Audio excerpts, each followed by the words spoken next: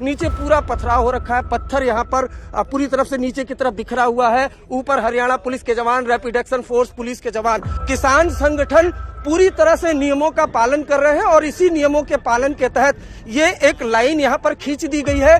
चौथे दिन किसान और जवान आमने सामने हैं और जरा देखिए ये जो बॉर्डर है, बॉर्डर की पुलिया, और दूसरी तरफ जो बकायदा किसान है ट्रैक्टर वगैरह लेकर अब यहाँ जो शंभू बॉर्डर है यहाँ पर पहुंच चुके हैं। और एक जो शख्स है वो दिखाना चाहेंगे कि किस तरीके से यहाँ पर बकायदा बाइक लेकर खड़ा है। एक जो ये देखेंगे निहंग सरदार बकायदा बाइक लेकर यहाँ पर खड़े, ये भी हम आपको दिखाना चाहेंगे कि इस तरीके से ये बाइक है और बाइक का जो मुंह है वो किस तरफ है। निहंग सरदार है, ये देखिए बकायदा स्पोर्टी बाइक है और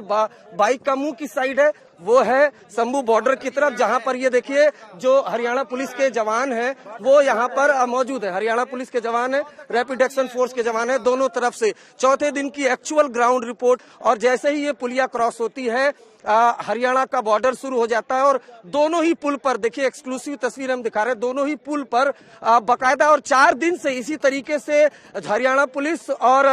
रैपिड एक्शन फोर्स के जवान मौजूद है और किसी भी कीमत पर वो चाहते हैं कि जो किसान है वो आगे की तरफ बढ़ न पाए। हम आपको ये कोशिश करते हैं कि इस तरफ ले जाकर दिखाएं कि देखिए किस तरीके से यहाँ पर बकायदा जो एक नदी भी है, बीच में नदी भी घूमती है और खेत के सहारे नदी की तरफ जाने की भी कोशिश यहाँ पर बकायदा की जाती है। दूसरी तस्वीर हम आपको ले जाकर दिखाने की कोशिश करेंगे क्योंकि यहीं पर वो जगह है जहाँ पर लगातार जो आंसू गैस के गोले छोड़े जाते हैं और स्थिति तनावपूर्ण हो जाती है। जरा आप ये तस्वीर देखिए, ये तस्वीर देखिए, ये सामने की तरफ जरा आप ये तस्वीर देखिए, दिखाइए अनिल जायसवाल कि किस तरीके से कांटों का तार है। ये एकदम एक्सक्लूसिव तस्वीर, एकदम बेहद करीब से हम दिखा रहे हैं और पत्थर नीचे की तरफ, अगर नीचे की तरफ अनिल जायसवाल दिखाइए आप, यहाँ पर नीचे पूरा पथराव हो रखा है, पत्थर यहाँ पर पूरी तरफ से नीचे की तरफ बिखरा हुआ है। ऊपर हरियाणा पुलिस के जवान, रैपिड एक्शन फोर्स पुलिस के जवान वो मौजूद है, जबकि सामने की तरफ अगर यहाँ पर देखें तो पूरा कटीला तार है, पथराव है। और अगर यही पुलिया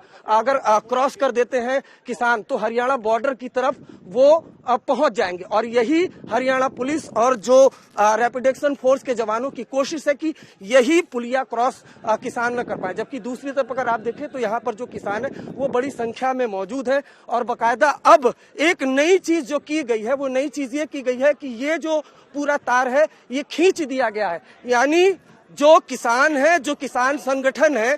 किसान संगठन पूरी तरह से नियमों का पालन कर रहे हैं और इसी नियमों के पालन के तहत ये एक लाइन यहाँ पर खींच दी गई है कि बातचीत अगर सरकार से चल रही है तो कोई भी किसान इस तार के आगे नहीं जाएगा। वॉलंटियर्स यहाँ पर, ये जो वॉलंटियर्स है इनकी जिम्मेदारी है कि पीछे की तरफ जो कोई भी शख्स है वो इसके आगे नहीं आएगा। तो पूरी तरह से नियमों का पालन यहाँ पर किया जा रहा है और इसी वजह से आंसू गैस के जो गोले थे जो छोड़े जा रहे थे, लगातार एक के बाद एक कई आंसू गैस के गोले छोड़े गए जिससे कई लोग जख्मी भी हुए, पथराव भी हुआ। तो ये स्थिति फिलहाल शंभू बॉर्डर पर